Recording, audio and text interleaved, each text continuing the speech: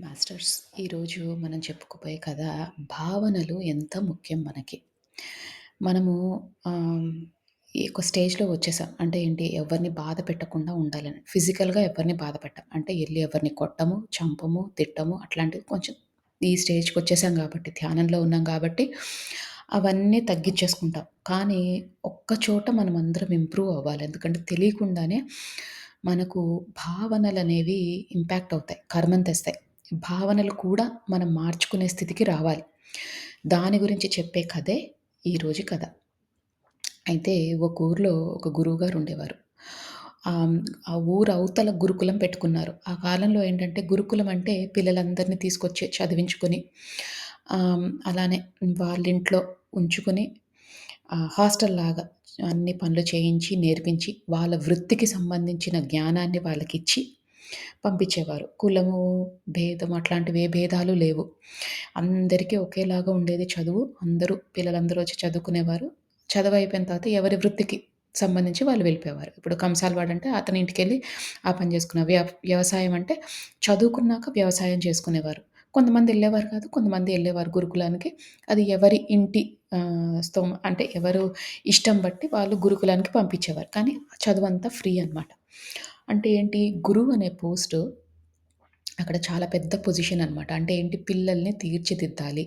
తీర్చిదిద్దడమే కాకుండా చాలా పనులు అంటే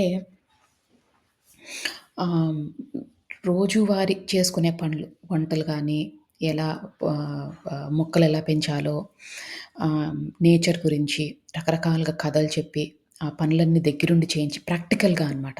అన్ని పనులు చేయించేవారు. సో, చాలా మంచి ఉత్తమమైన వృత్తి. గురువు వృత్తి. అయితే ఆ గురుకులము కొంచెం ఊరికి కొంచెం దూరంలో ఉండేది. కొంచెం దూరం అంటే ఆహ్, కొంచెం ఊరవతల. అక్కడ చాలా తక్కువ మందొచ్చేవారు. ఎక్కువ సందడి ఉండేది కాదు. అందుకని గురుకులం పెట్టుకున్నారు. ఒక పెద్ద ఏరియాలో గురుకులం పెట్టుకున్నారు. పిల్లలందరూ ఉన్నారు. అయితే ఆ గురుకులం పక్కనే అంటే గురుకులానికి కనుచూపు మేరన అంటే కనిపిచ్చే డిస్టెన్స్‌లో డిస్టెన్స్‌లో అంటారు కదా! కనిపించే డిస్టెన్స్‌లో ఒక, ఒక నర్తకి ఇల్లుండేది. ఆ నర్తకి ఏంటంటే రాజుగారి నర్తకి. ఆవిడేంటంటే డాన్స్ చేసేది. ఆ నర్తకి దగ్గరికి పూర్వకాలం వచ్చేవారందరూ డాన్స్ చూడ్డానికి. వాళ్ళకదే ఎంటర్‌టైన్‌మెంట్. అదే సినిమా థియేటరు. సో, వచ్చి డాన్స్ చేసేవాళ్ళు. రాంగానే డాన్స్ చెయ్యాలి. అంతే. ఇష్టం ఉన్నా, ఇష్టం లేకపోయినా, కష్టంగా అనిపించినా డాన్స్ చేయాలి. సో, ఆ డాన్స్ చేయాలి అన్నప్పుడు గజ్జెల చప్పుళ్ళొస్తుంటాయి. డాన్స్ సౌండ్ వస్తుంటది. అన్నీ వస్తుంటాయి గదా! సో, అది వాళ్ళ ఇంటికి ఇట్లా దగ్గరలో ఉండేది. అయితే ఈ గురువుగారు చదువు చెప్పేటప్పుడు అంటే బయట కూర్చొని చదువు చెప్పేటప్పుడు ఎంత శ్రద్ధతో చెప్పాలి చదువు కానీ అతని భావన ఈ ఇంటి వైపు ఉండేది. ఈ ఇంటి వైపు ఏంటి అంటే ఆళ్ళింటికి ఎంతమందొస్తున్నారు రోజు అనే ఏంటో అతనికి ఆ తెలియని ఒక క్యూరియాసిటీ, జిజ్ఞాస తెలుసుకోవాలని. ఎంతమందొస్తున్నారు వీళ్ళింటికి? వారానికి ఎంతమందొస్తున్నారని. సో, అతనేం జేశాడు, చూస్తూ పుల్లలు రోజు వాళ్ళింటికి ఒక ఒక ఒకళ్ళొచ్చారనుకోండి ఒక ఫ్యామిలీ. ఒకళ్ళొచ్చారు డాన్స్ చూడ్డానికి.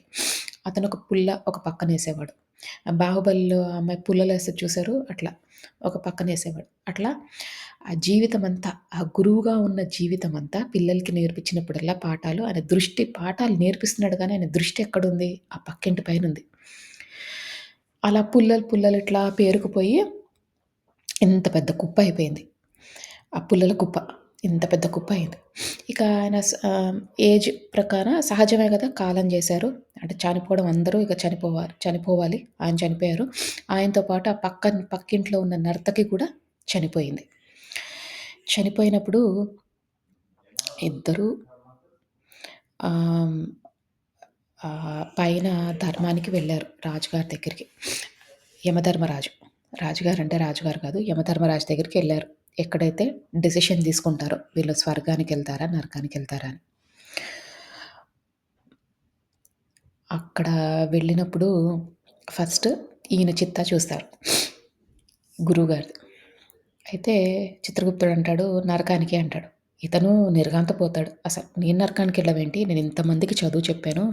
ఇంత మంచి పనులు చేశాను. నేనెవ్వరిని హాని చేయలేదు. ఏమీ చేయలేదు అని అంటాడు. నిలదీస్తాడనమాట యమధర్మరాజుని, చిత్రగుప్తుడిని. నిలదీయంగానే ఒకటే మాట అంటాడు చిత్రగుప్తుడు. "నువ్వు చెయ్యడానికి మంచి పనులు చేసావు గానీ, నీ భావనంతా గూడా పక్కింటి వాళ్ళ మీదుంది.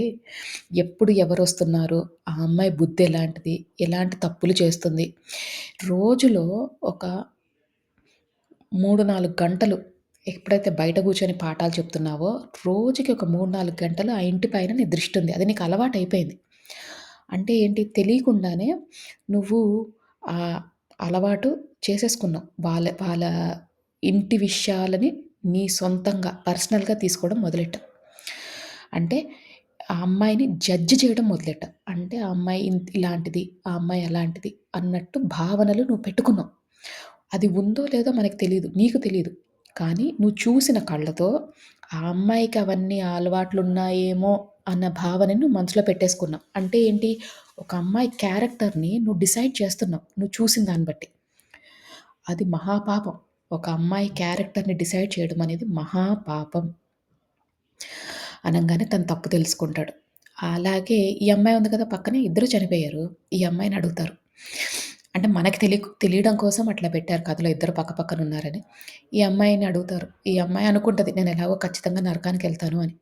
చిత్రగుప్తుడు అంటాడు, "నువ్వు స్వర్గానికెళ్తావు" అంటాడు. ఆ అమ్మాయికి అర్థం కాదు. నేను స్వర్గానికెళ్ళడం ఏంటి అని. చిత్రగుప్తుడు అంటాడు, "నువ్వు నీ వృత్తి ధర్మాన్ని నువ్వు నిర్వర్తించావు. అంటే ఏంటి? నీ వృత్తి ధర్మం ఏంటి? నువ్వు డాన్స్ చేయాలి. అది ఆ వృత్తిలో నిన్ను వేసేశారు. ఎలా వేశారు? ఎందుకు? నీ ఇష్టంతో ఎళ్ళావా? కష్టంతో ఎళ్ళావా? నీ చేతుల్లో లేదు. నువ్వు మానేయడానికి కూడా లేదు. ఆ రోజుల్లో అలా ఉండేవి. ఆ పరిస్థితులు అలా ఉండేవి. ఒక అమ్మాయిని ఒక వృత్తిలో పెట్టారు అంటే, ఆ వృత్తిలో వాళ్ళింక చేయాల్సిందే. చనిపోయే వరకు ఆ వృత్తిని పాటించాల్సిందే. అలా రూల్ అది. నీ వృత్తి ధర్మాన్ని నువ్వు చేసావు. నువ్వు ఎప్పుడూ ఎవరి చెడు కోరుకోలేదు. కానీ నువ్వు రోజులో 24 గంటల్లో ఒక పడుకునే టైం తప్పితే అంటే మిగతా 15 గంటలు, 16 గంటలు ఈ గురువుగారి గురించే ఆలోచించాం. అంటే ఏంటి? ఆ గురువుగారు ఎంత బాగా పుణ్యం చేసుకుంటున్నారు, ఎంత మంచి చేసుకుంటున్నారు. ఆ గురువుగారి గురించి, వాళ్ళ ఇంట్లో ఉన్న పిల్లల గురించి మంచి చేద్దామనే ఉద్దేశంతో ఎప్పుడూ ఉండేదాన్ని. అందుకు చదువుకునేటప్పుడు వాళ్ళ గురించి ఆలోచించి పక్కకెళ్ళి డాన్స్ చేసేదాన్ని. ఎందుకంటే వాళ్ళకి ఇబ్బందవుతుందని చెప్పేదాన్ని. అంటే ఏంటి? నీ భావనలు చాలా శుద్ధిగా ఉన్నాయి. ఎప్పుడు గూడా ఒకళ్ళని ఇబ్బంది పెడదామనే ఉద్దేశం నీకు లేదు. ఎప్పుడు గూడా మంచి చేద్దాము. ఉన్నంతలో, నీకున్నంతలో అంటే ఇప్పుడు నువ్వు డాన్స్ చేయాలి తప్పదు. డాన్స్ చేసేటప్పుడు పక్కకెళ్ళి ఎందుకు డాన్స్ చేస్తున్నావు? ఎందుకంటే ఉన్నంతలో డాన్స్‌కి సౌండ్ తగ్గిద్దామని. ఇప్పుడు నువ్వు అప్పటికప్పుడు ఎళ్లి మకాం మార్చుకోలేవు. ఇల్లు వేరే దగ్గర మార్చుకోలేదు. నీ చేతుల్లో లేదు అది. రాజుగారిచ్చింది. నువ్వు అక్కడ ఉండాల్సిందే. కాకపోతే నువ్వు ట్రై చేసావు. సిన్సియర్‌గా ట్రై చేసావు.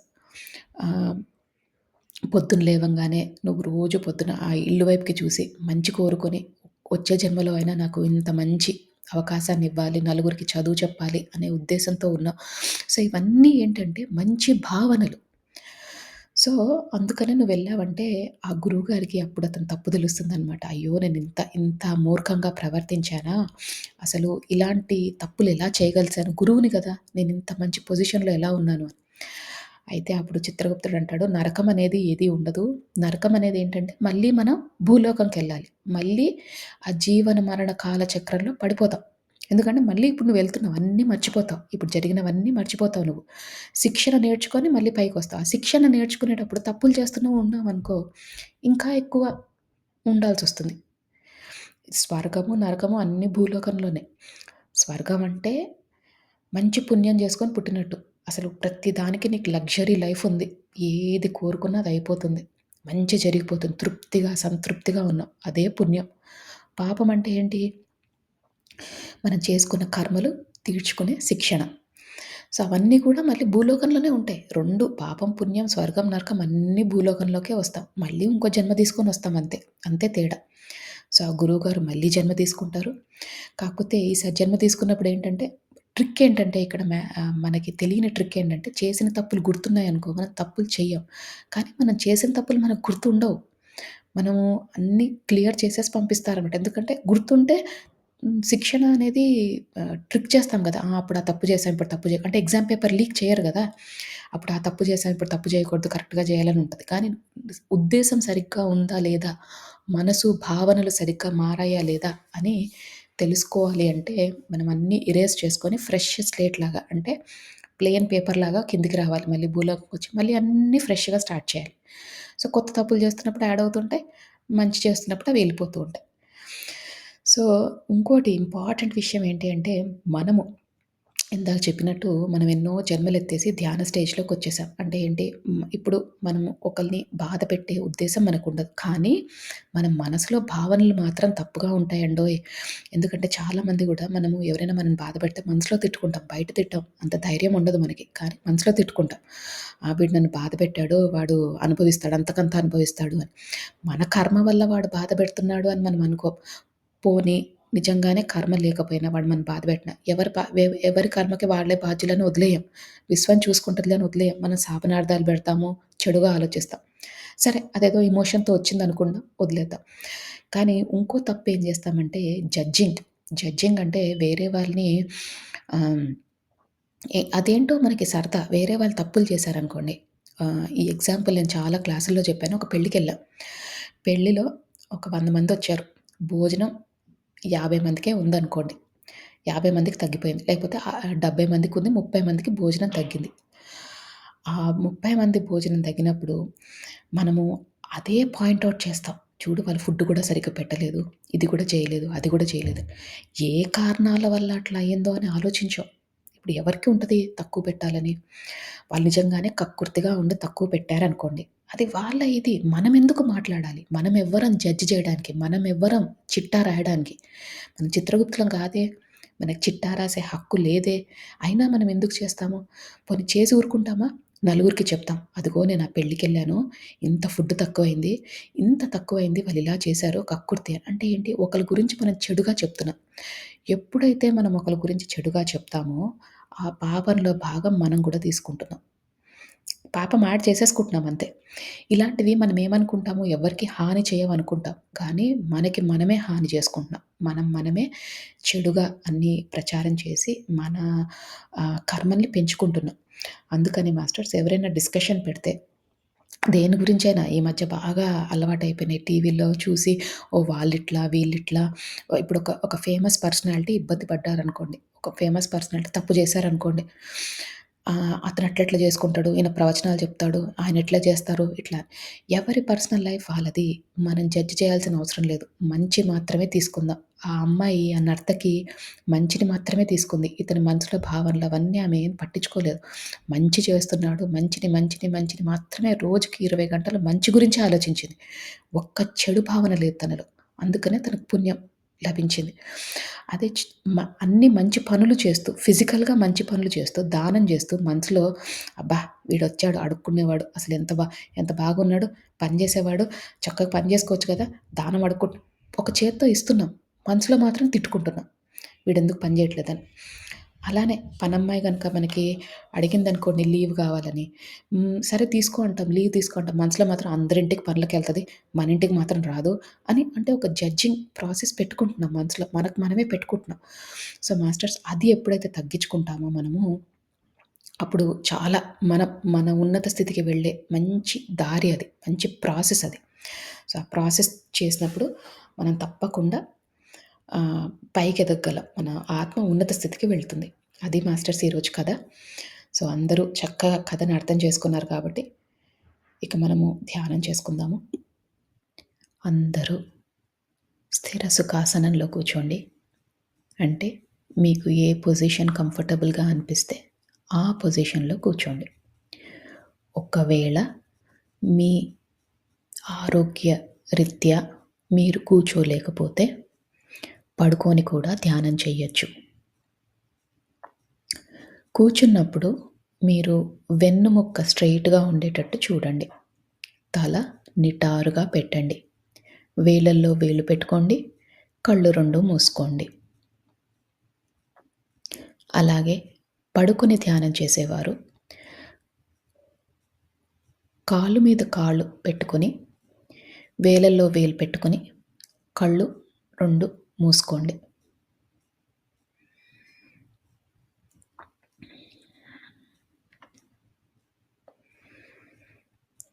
ఇప్పుడు మనము నిండు శ్వాసని తీసుకుందాం. అంటే శ్వాస ఎంత నిండుగా ఉండాలంటే, మనం శ్వాస లోపలికి పీల్చుకుంటున్నప్పుడు, ఈ విశ్వంలోని సమస్త కాస్మిక్ ఎనర్జీ అంతా కూడా మీ శరీరంలోకి వెళ్తున్నట్టు భావించండి. ఈ విశ్వంలో ఎంతో మంచి పాజిటివ్ ఎనర్జీ ఉంది. అదంతా కూడా మనం స్వీకరిస్తున్నాం. మన శరీరాన్ని, మన మనసుని ఓపెన్ చేసి పెట్టుకున్నాం. ప్రతి ఒక్క కాస్మిక్ ఎనర్జీ గానీ, పాజిటివ్ ఎనర్జీ గానీ రిసీవ్ చేసుకునే స్థితిలోకి వెళ్ళబోతున్నాం. అందుకని చక్కగా ఒక్క నిండైన శ్వాస తీసుకోండి.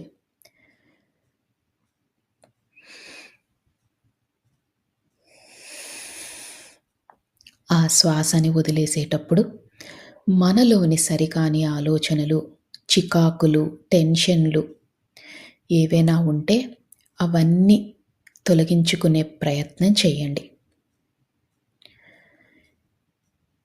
ఈ నిండైన శ్వాస తీసుకున్నప్పుడు మీ ఊపిరితిత్తులు నిండుగా అనిపిస్తాయి. అలాగే ఆ శ్వాసని వదిలేసేటప్పుడు చాలా తేలికైపోతాయి. దీన్ని గమనించండి.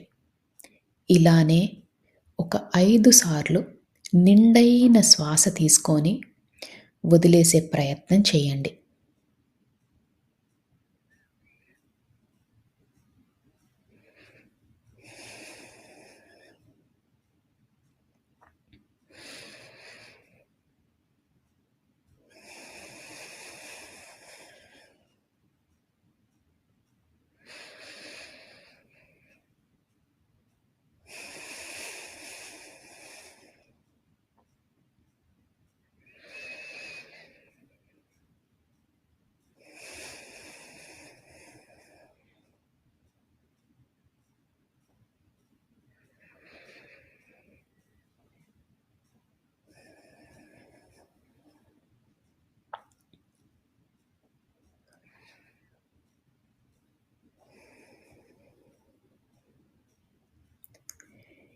ఇప్పుడు మీ మనసు, శరీరం చాలా తేలికైనట్టు మీకు భావన కలుగుతుంది. మనమిప్పుడు శరీరంలో ప్రతి భాగాన్ని రిలాక్స్ చేసుకునే ప్రయత్నం చేద్దాం. అంటే ముందుగా సహస్రారం, తల భాగం, దాన్ని రిలాక్స్ చేసుకునే ప్రయత్నం చేద్దాం. అలానే ముఖము, చెవులు, భుజాలు, చేతులు, చేతి వ్రేళ్ళు, పొట్ట, నడుము, కాళ్ళు, పాదాలు, కాలి వ్రేళ్ళు అన్నిటినీ రిలాక్స్ చేసుకోండి. రిలాక్స్ చేయడం అంటే మీరు కంఫర్టబుల్ పొజిషన్‌లో కూర్చున్నట్టు, అలానే తేలిగ్గా అయినట్టు మీకు అనిపిస్తే మీ శరీరం రిలాక్స్ అవుతున్నట్టు. బిగించి పట్టకండి. శరీరాన్ని చాలా లూజ్‌గా, రిలాక్స్డ్‌గా చేయండి.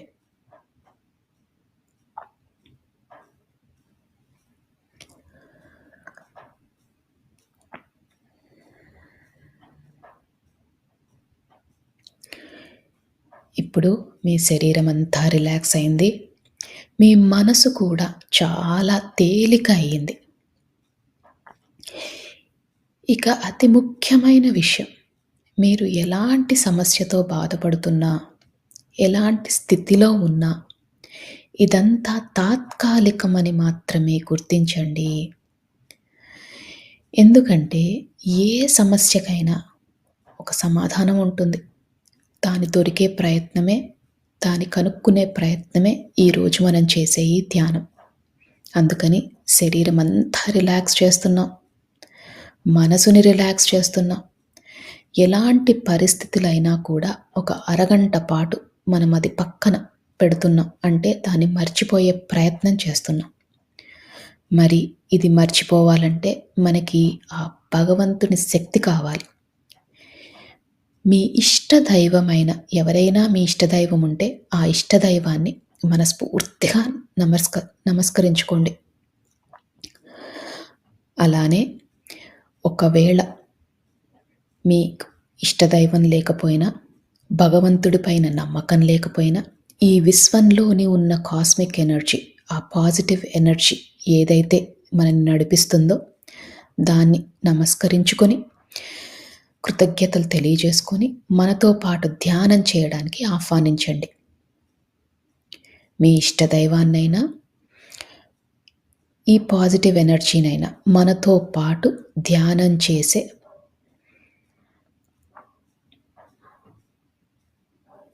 అవకాశాన్ని మనకివ్వమని మనస్ఫూర్తిగా ఆర్తితో చెప్పుకోండి.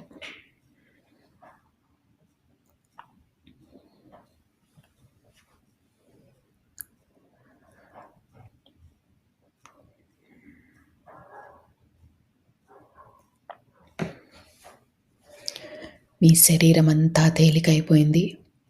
మీ మనసు కూడా చాలా తేలిగ్గా ఉంది. ఇక మనం ధ్యాన లోతుల్లోకి వెళ్దాం.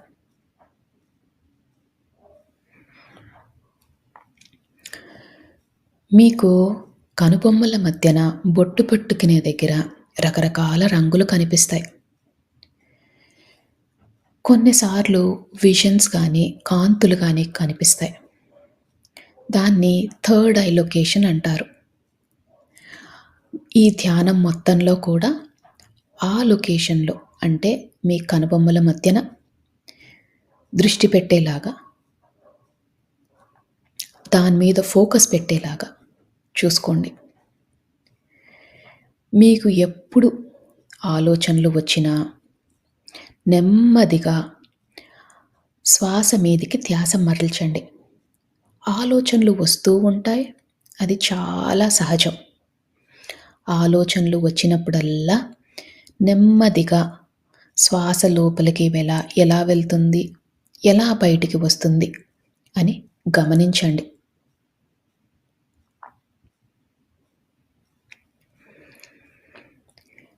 ఆలోచనలతో పోట్లాడొద్దు. నెమ్మదిగా శ్వాస మీదికి ధ్యాస మరల్చండి.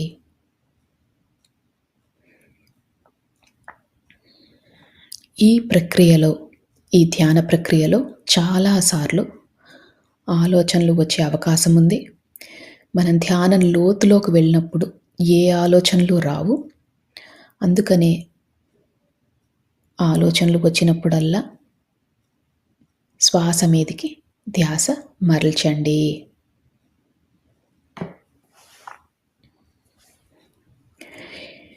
మనం ధ్యాన లోతుల్లోకి వెళ్ళబోతున్నాము. ఇక ఒక్క 3 సార్లు మళ్ళీ మంచి నిండైన శ్వాస తీసుకొని వదిలేయండి. శ్వాస తీసుకుంటున్నప్పుడు మీతో పాటు ఉన్న భగవంతుని శక్తి కూడా మీ దగ్గరికి వస్తున్నట్టు, అలానే ఈ విశ్వంలోని కాస్మిక్ ఎనర్జీ శక్తి అంతా కూడా మీ శరీరంలోకి వెళ్తున్నట్టు భావించండి. ఈసారి ఆ శక్తి రెండింతలయ్యింది. ఎంతో అద్భుతమైన ఈ శక్తిని మనం స్వీకరిస్తున్నాం. అందుకని శ్వాస లోపలికి వెళ్ళేటప్పుడు చక్కగా నిండుగా మీ ఊపిరితిత్తులన్నీ కూడా నిండుగా అయ్యేటట్టు భావించి ఆ శ్వాసని తీసుకొని మళ్ళీ వదిలేయండి. ఇలా 3 సార్లు చెయ్యండి.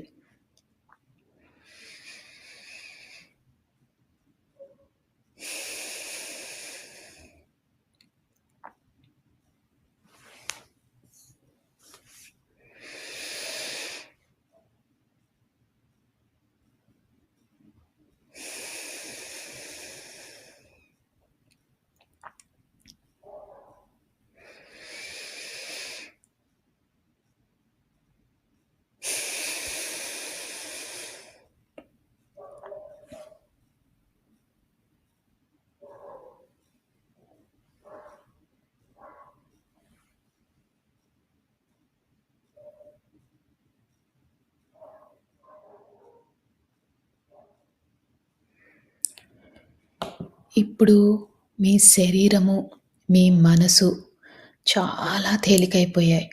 ఇంకా మీరు ధ్యాన లోతుల్లోకి వెళ్ళారు. అంటే మీ పక్క జరిగేవి ఏమీ వినిపించవు. నా మాటలు మాత్రమే వినిపిస్తున్నాయి.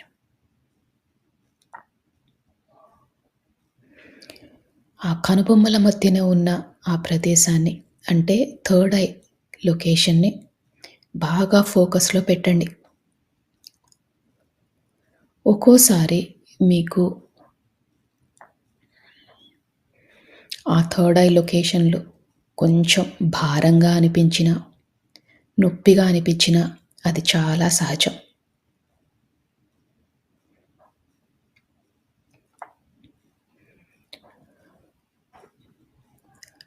మన ఇష్టదైవంతో పాటు, ఈ విశ్వంతో పాటు మనము ఇంకా ధ్యాన లోతుల్లోకి వెళ్తున్నాం.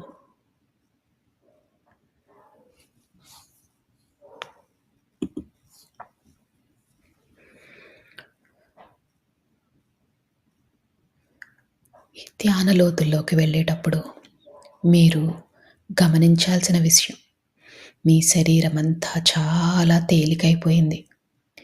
మీకు ఎలాంటి ఇబ్బందులు లేవు. మీరు చాలా ధ్యాన స్థితికి వెళ్ళబోతున్నారు. ఈ విశ్వం మనకు సహకరిస్తుంది. మనము అద్భుతమైన స్థితికి వెళ్ళబోతున్నాం. మనకున్న పరిస్థితులు తాత్కాలికం మాత్రమే.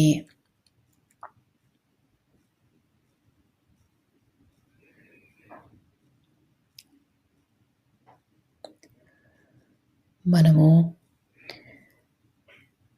ఈ జీవితానికి, ఈ విశ్వానికి, మన ప్రయాణానికి, ఈ జీవన ప్రయాణానికి కృతజ్ఞతలు తెలియజేసుకోవాలి. ఎందుకంటే ఎంతో అదృష్టం ఉంటే మనం ఈ ధ్యాన మార్గంలోకి వచ్చాము. జ్ఞానాన్ని తెలుసుకుంటున్నాము. అందుకని మనము మనస్ఫూర్తిగా ఒకసారి కృతజ్ఞతలు కూడా తెలియజేసుకుందాం.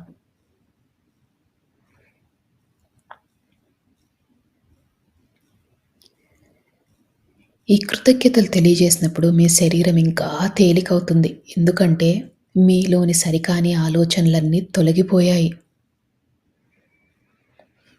మీరు ఎంతో రుణపడి ఉన్నారు ఈ అవకాశానికి, ఈ విశ్వానికి.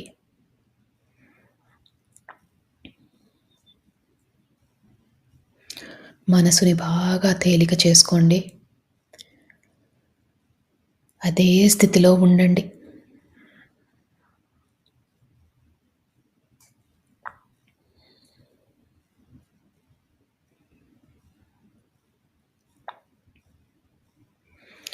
ఆలోచనలు వస్తూ ఉంటాయి.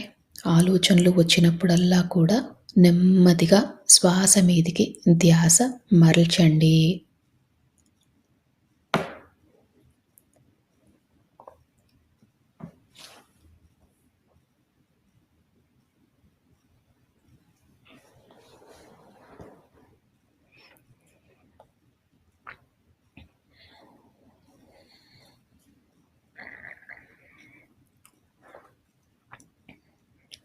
మనము మానవ జన్మ ఎత్తిందే కర్మలు తీర్చుకోవడాని కోసం. అంటే ఎన్నో జన్మలుగా కర్మలు చేస్తున్నాం. దాన్ని తొలగించుకునే ప్రయత్నం చేస్తున్నాం. ఈ కర్మలు తొలగిపోవాలంటే మనలో పరివర్తన చాలా ముఖ్యం. అలానే పశ్చాత్తాపం, ప్రాయశ్చిత్తం కూడా చేసుకోవాలి. అంటే మనం చేసిన తప్పులని గతంలో గానీ, గత జన్మలలో గానీ చేసిన తప్పులని క్షమించమని మనస్ఫూర్తిగా కోరండి.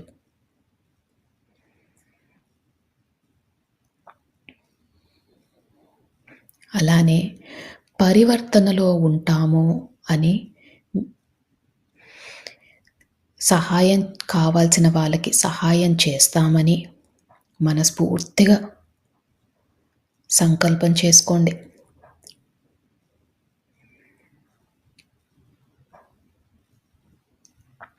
మా వద్దకు సహాయం కోరి వచ్చిన వారికి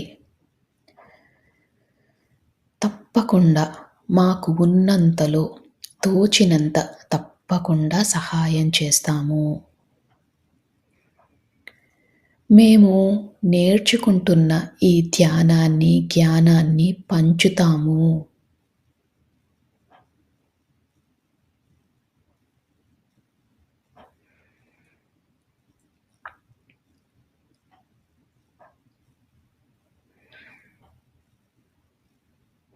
ప్రతి జీవాత్మకు కూడా మా వల్లే సుఖంగా బ్రతికే హక్కు ఉందని తెలుసుకున్నాము.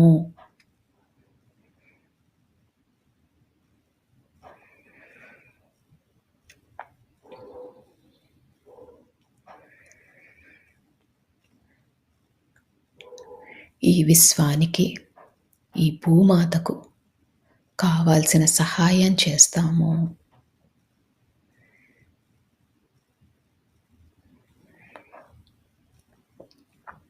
ఈ సంకల్పాలు మనం చెప్పుకున్నప్పుడు మీ శరీరం ఇంకా తేలికవుతుంది. మీ మనసు కూడా బాగా తేలికవుతుంది.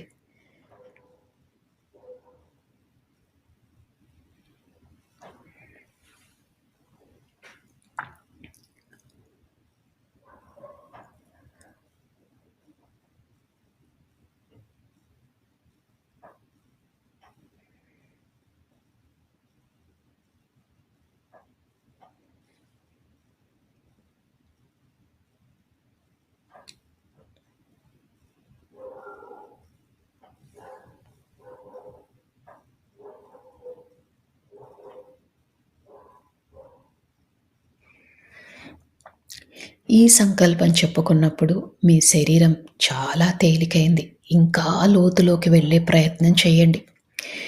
మీ పక్కన ఏది జరుగుతున్నా మీకు పట్టించుకోవద్దు. నా మాటలు మాత్రమే మీకు వినిపిస్తున్నాయి. ఈ ధ్యాన లోతుల్లోకి మీరు వెళ్ళిపోయారు. ధ్యానంలో ఆ మహాదేవుడిని,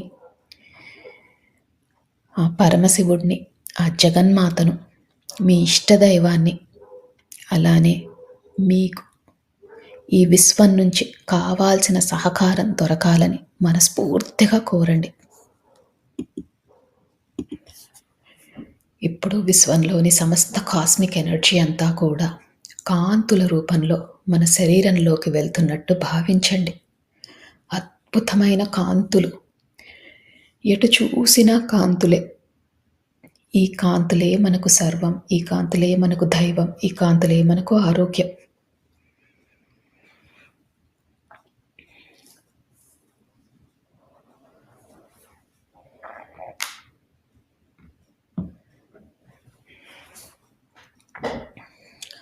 ఈ అద్భుతమైన కాంతుల వల్ల మన శరీరం చాలా ఆరోగ్యంగా ఉంటున్నట్టు భావించండి.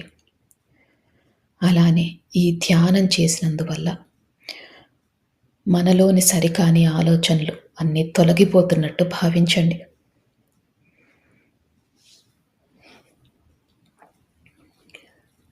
ఈ రోజు నుంచి మన కుటుంబ కలహాలన్నీ తొలగిపోతాయి.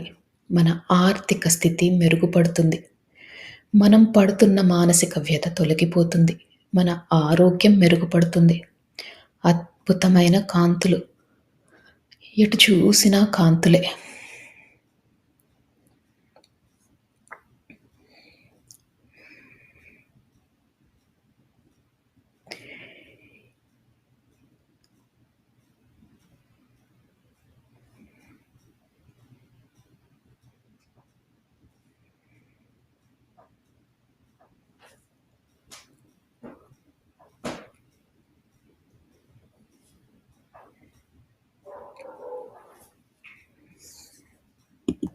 ఇంకా ఇంకా ధ్యాన లోతుల్లోకి వెళ్తున్నారు.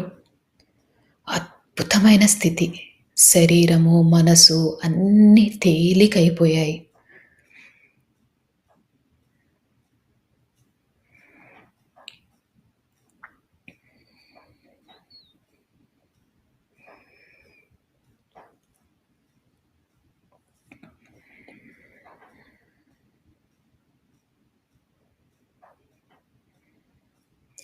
ఒకవేళ ఆలోచనలు వస్తుంటే ఆలోచనలని వాటితో పోట్లాడకుండా నెమ్మదిగా శ్వాస మీదికి ధ్యాస మరల్చండి.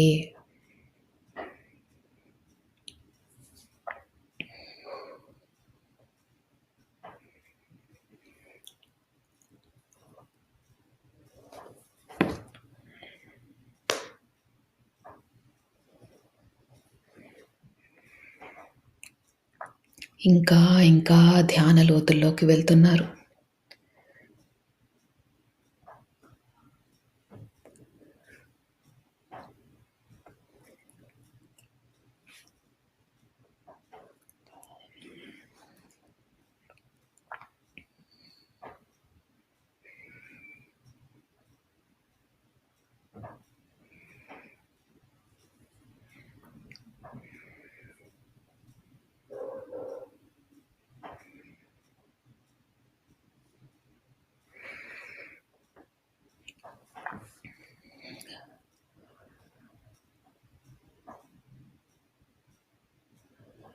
కనుబొమ్మల మధ్యన బొట్టు పెట్టుకునే దగ్గర మీకు రంగులు కనిపించినా, కాంతులు కనిపించినా, విజన్స్ కనిపించినా ఇంకా లోతుకు వెళ్ళండి.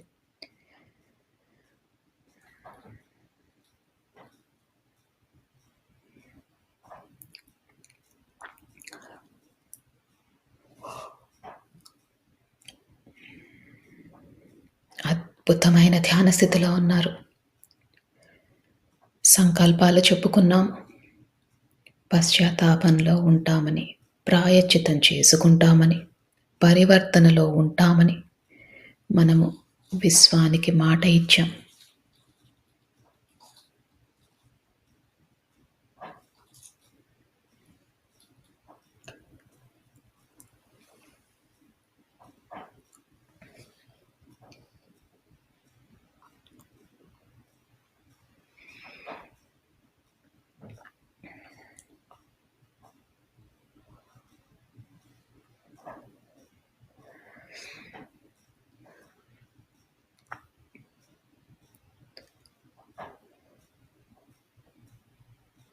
మీ శరీరాన్ని గమనించండి. చాలా తేలిగ్గా ఉంది. ఇదే స్థితిని కొనసాగిస్తూ ఇంకా ధ్యాన లోతుల్లోకి వెళ్ళండి.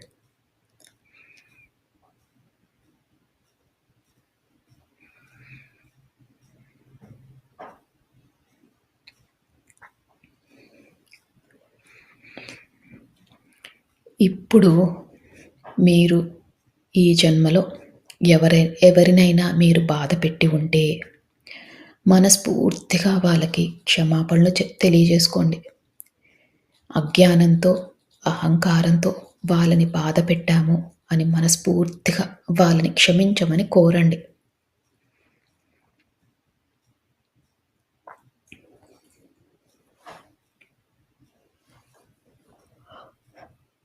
అలానే ఎవరైనా మిమ్మల్ని బాధపెట్టి ఉంటే ఈ ఈ గతంలో వారిని మనస్ఫూర్తిగా మీరు క్షమించండి. వారు తెలియక, అజ్ఞానంతో, అహంకారంతో తప్పులు చేసి ఉంటారు. అందుకని మీకు వారిపైన ఎలాంటి కోపమున్నా, ద్వేషమున్నా అవన్నీ తొలగించుకోండి.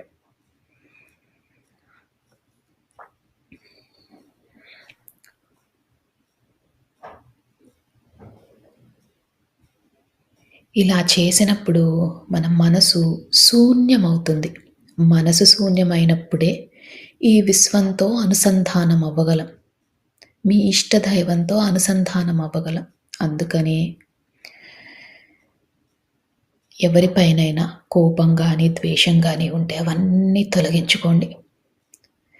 శూన్య స్థితికి చేరుకోండి.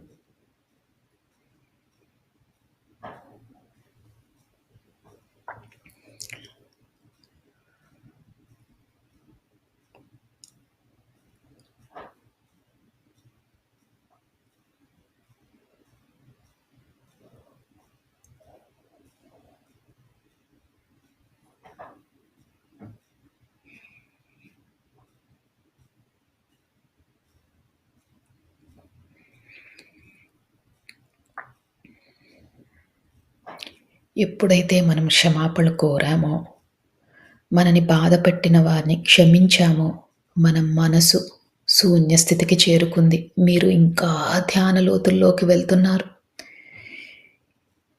ఆ విశ్వంతో అనుసంధానం అవుతున్నారు.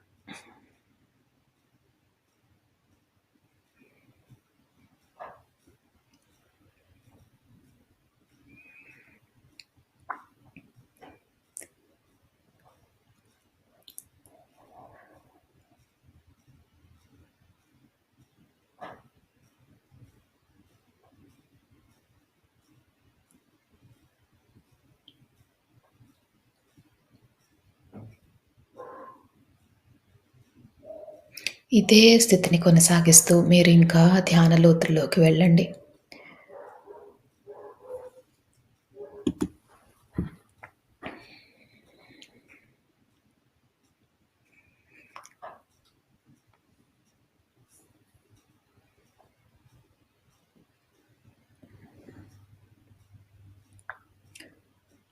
అద్భుతమైన ధ్యాన స్థితిలో ఉన్నారు.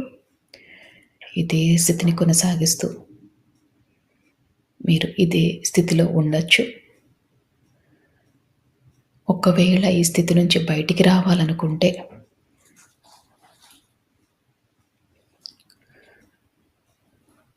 మీ శరీరాన్ని కొద్దిగా కదపండి.